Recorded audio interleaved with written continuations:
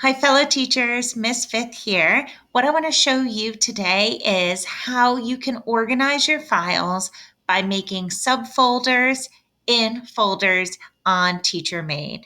So let's get to it. First, when you open up your My Worksheets page, you'll notice that it looks a little bit different. You can still create a new worksheet by clicking here, or create a new folder and make a new folder by clicking here. What I want to show you today is how to organize your folders and put subfolders into folders. So there's two ways that you can do this.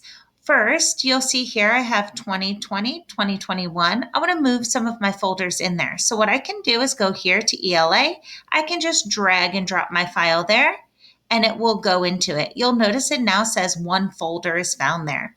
Another way that you can do this is go over to your three dots and click down, then click on Move Folder.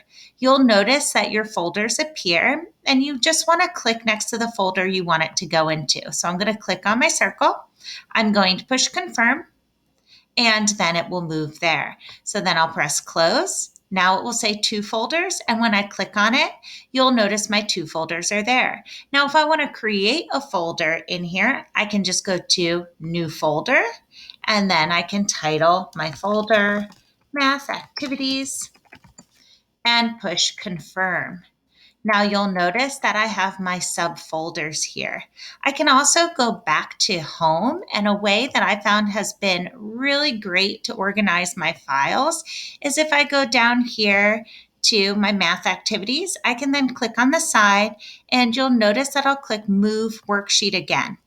Now I can move my worksheet to my subfolder. So I can click right here and push confirm and it will go there. It's as easy as that. Now I can take all of these files and finally organize them into my folders and into my subfolders so that way I can start off the new year feeling nice and organized in TeacherMade. I hope you learned a couple tips from this video and now you can go organize your files.